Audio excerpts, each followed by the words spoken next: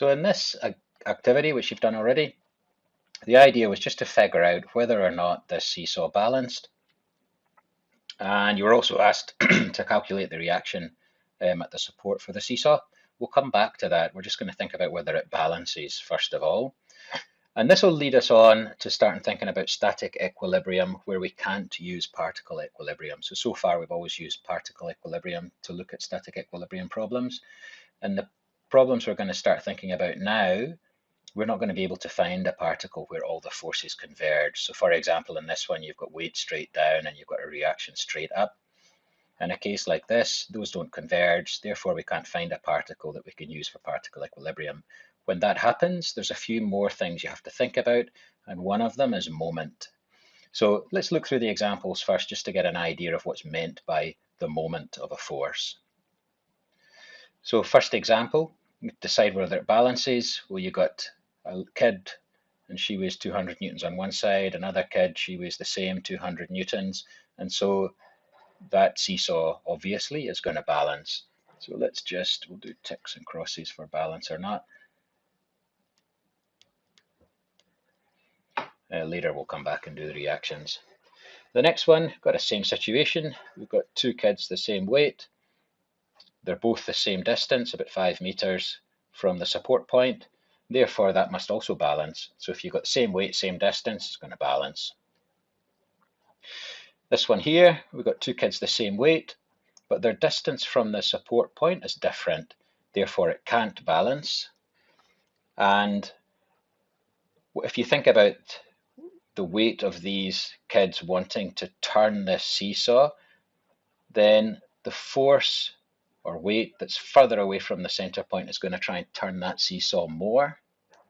And so the seesaw is going to rotate that way until it hits the ground. So we don't have static equilibrium. This one here, this time they're both the same distance, but one kid, she's heavier than the other kid. So in this case, we've got same distance but different weights. The kid with a larger weight, that's going to want to turn this seesaw more until it hits the ground. And so that also doesn't have static equilibrium. Now we're getting trickier. So now we've got two kids with different weights. So we've got 400 Newton girl, she's sitting 1 meter from the support point, and a 200 Newton kid is sitting 2 meters from that support point.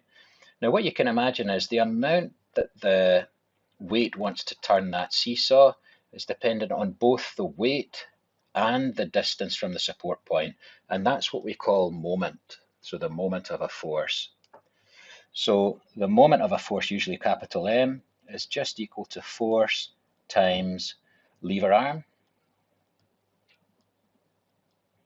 And you might find, so this is the lever arm, and that's just it's often usually written as F times D, force times distance. So let's have a look at this one. So we've got double the weight, half the distance from the support, so you'd expect that to have equilibrium. How would you check it? Well, you'd calculate the moments of those forces. So let's do that. So we've got the lever arm, we'll call this kid 1, kid 2, and so D1, so the lever arm to the first kid is 2 meters, the lever arm to the second kid is 1 meter. So the moment, and I'm just thinking about, we'll think about the sign of the moment later, whether it's positive or negative. At the moment, we'll just calculate the absolute value, so just the magnitude of the moment.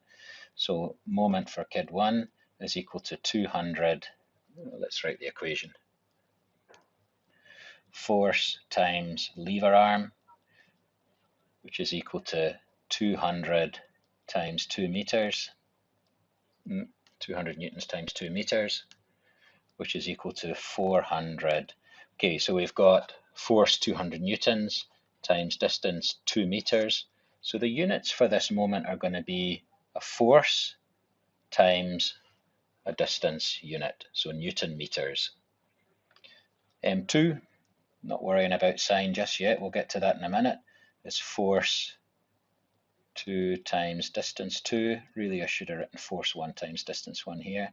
So force 2 is 400 newtons. The lever arm for the second kid is only 1 meter, because she's only sitting 1 meter from that support point.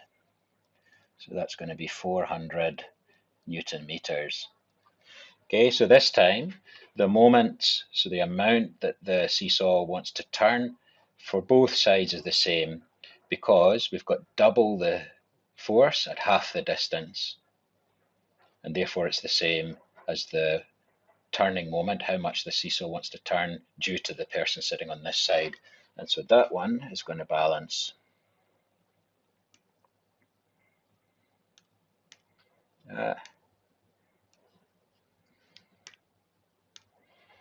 So we tick.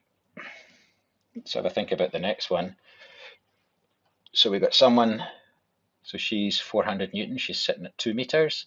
We've got 200 newtons sitting at 4 meters. So again, we'll use the same. Kid, choose the right color. Kid 1, kid 2. And so moment 1 is equal to 2. Let's write out the formula as usual.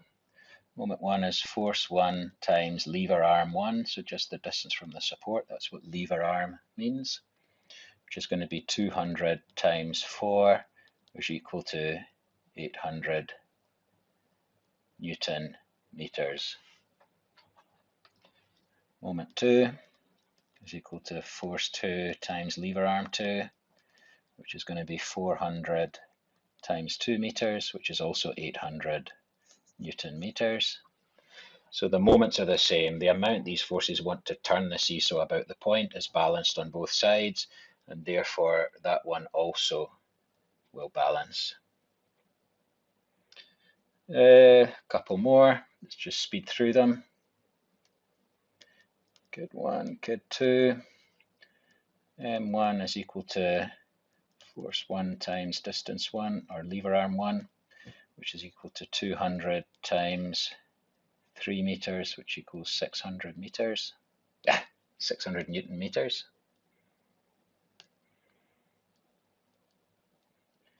Moment 2 is equal to force 2 times lever arm 2, which is equal to 400 times 2 meters, which equals 800 Newton meters.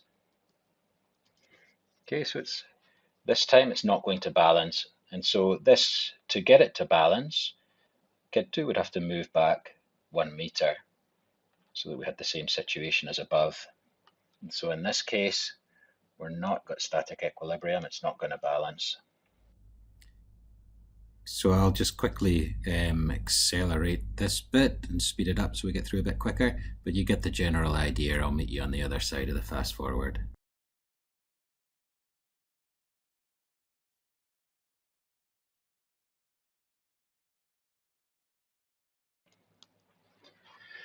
Okay, so that's the answers to the questions. It also asked us, so let me just go a little bit further than that. So let me just steal one of them that did balance. For example, this one. So there's a few things I want to draw out of this example.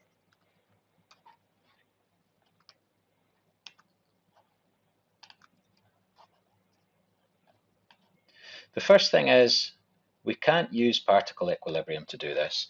So if you imagine where the forces are in this, so if we start with our primary forces, so we've got a weight of 200 newtons on this side.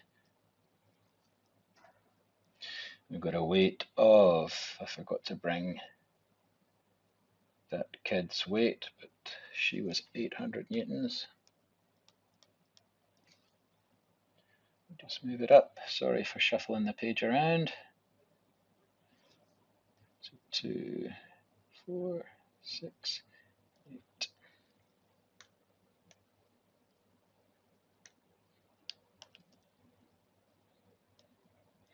And then we will have a reaction,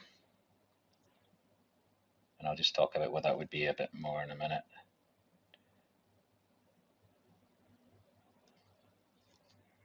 Done everything a bit too big, but that's okay. Okay, so this time, when we were doing particle equilibrium, we just looked for where the forces converged.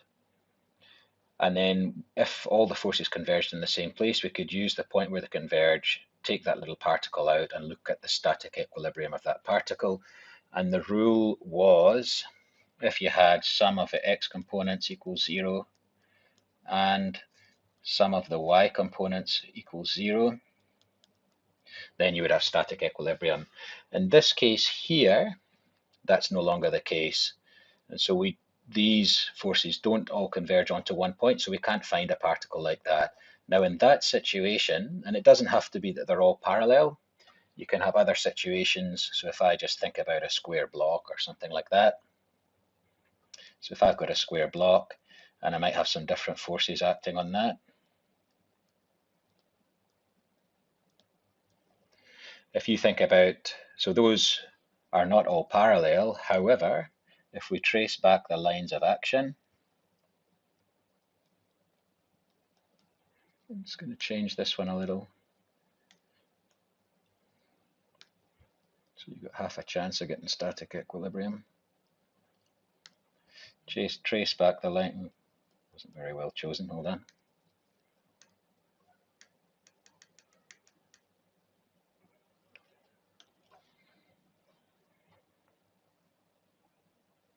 Yeah, it's fine. So almost got particle equilibrium. Those three forces all cross in the same place. However, this last one does not. And in that case, we don't have particle equilibrium. We're going to have to use the theory that we're learning here to figure out whether we've got static equilibrium. And so if the forces don't all converge, that body has to carry the forces to a different point. And so we're looking at problems that have what are called rigid bodies. So you're looking at problems, in this case, the seesaw is the rigid body. So what you're saying is that body is stiff enough that it doesn't deform too much. Now, just let me grab an extra drawing. So by a rigid body, what we mean is that, well, in theory, a rigid body is just a body that doesn't deform under force. It doesn't deform at all. In reality, everything deforms, even if it's just so small that you can't measure it. In our case, when we're doing engineering problems, we just mean that it's stiff enough, it's rigid enough that it doesn't bend so much that it changes the problem. So for example, with this little seesaw, and it's a stiff seesaw, so you can just use this theory. If that was very flexible and the seesaw bends a lot, what we can see here is, in that case, we've so far been working out the lever arm. And so you've got a weight and a lever arm. So the kid's weight is down here, and it's got a lever arm, D, say. If this seesaw was very flexible, that lever arm would change. And so now we've got a different lever arm to this point. So the lever arm's got shorter because this seesaw deformed so much. And so things can be quite flexible and you can still use this theory. The main thing is it's not so flexible that it changes the problem. Okay, let me get rid of it. I'll leave that there for now. So, or I'll move it just a little. Move it down here. So when we've got this type of problem where the forces don't converge, we need one more rule. And the additional rule is the sum of the moments must also be equal to 0. So when all the forces converged onto a point, it was just within the body. It was enough just to use your x components add to 0, your y components add to 0. But once you get to the stage where those forces don't all converge onto a single point, you need to add an extra condition, and that is that the sum of the moments, the forces times the distance from a point, also have to be 0. Before we leave this seesaw example, there's one more thing we need to think about. So far, when we calculated the moment, we just wrote its absolute value, just took them all as positive. But just like force, moment has positive or negative direction. So with a force, you'd maybe look at your x and y axis. If it went in the same direction as the x-axis, that would be positive. If it went in the opposite direction from the x-axis, that would be negative. In the case of a moment, so you've got a force in a lever arm that's tending to cause something to turn, we're looking at the direction of the rotation.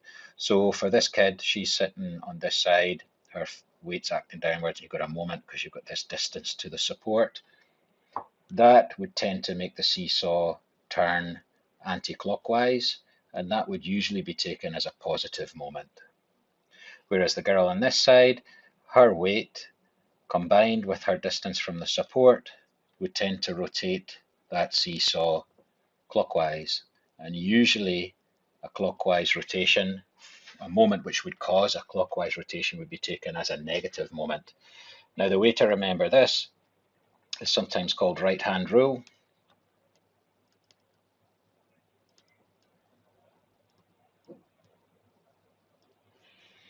And so you just hold up your right hand and make your fingers into a fist. If your thumb's pointing up, that would be positive. And then the direction of rotation of your fingers is anti-clockwise, so that's positive for thumb up. If you turn your hand the other way around, the direction of rotation that your fingers are pointing in is clockwise, your thumb is pointing down, so that's negative. So that's the right hand rule. You can use the same rule to figure out which direction a nut will travel along a bolt, depending on which way you rotate it. It's called the right hand rule, and that's why it's called a right hand thread. You can also buy left hand threads, and then the direction the nut moves depends on the same rule, but using your left hand. Just to put all that together, what we'll do is we'll go back to one of the examples we've done already, and we'll have a look at that and work through that problem formally. So the question was asking us to figure out whether it's in equilibrium and what the reaction force would be at the support. So the basic process is the same as been doing so far when we looked at particle equilibrium. And so we'll start with marking on our primary forces. So we've got 400 newtons here. I'm not going to do it to scale. For these types of problems, using scale is not so important because we'll tend not to use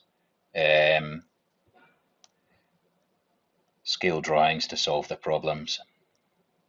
So we're writing on our primary forces, and we know we've got a reaction at the supports.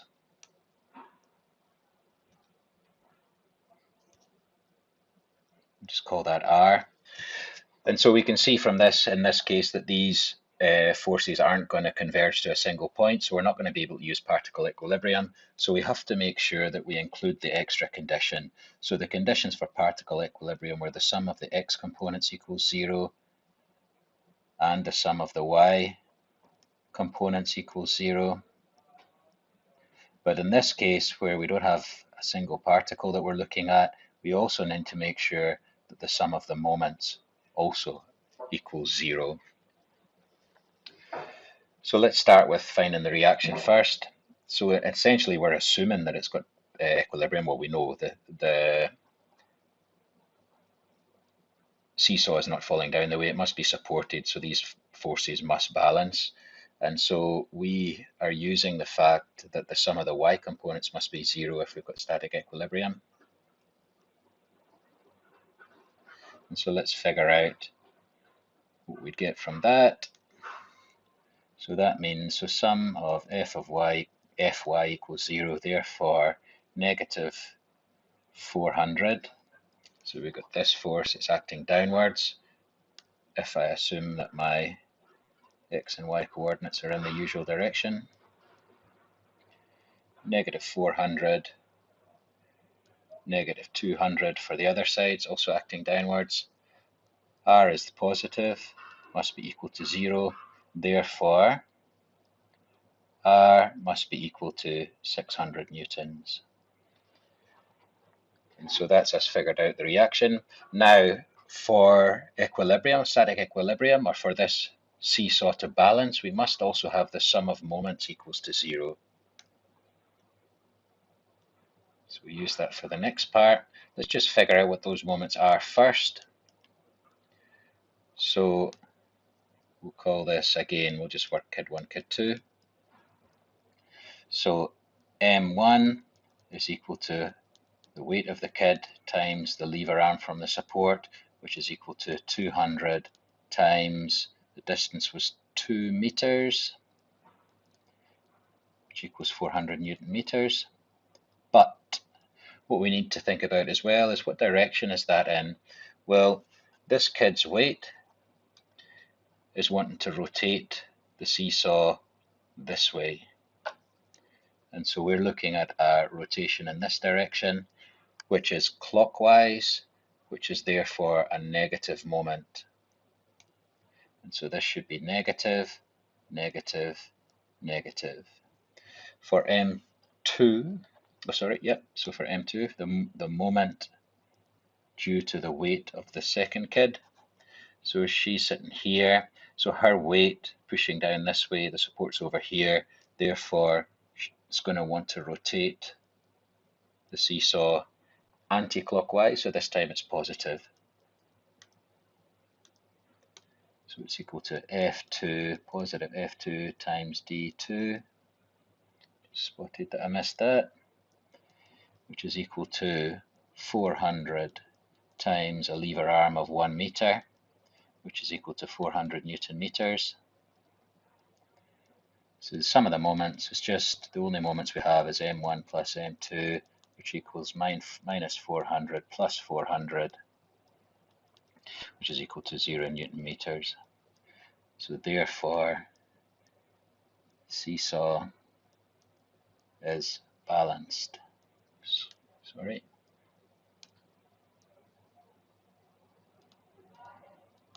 So I'll run through and write down the formal answers for the rest of the questions, and they'll be in the notes. But the next thing is just to take this forward and look at some more examples where we're using moment equilibrium, so the static equilibrium of rigid bodies, either showing that static equilibrium exists or using the fact that it's got static equilibrium to figure out an unknown force.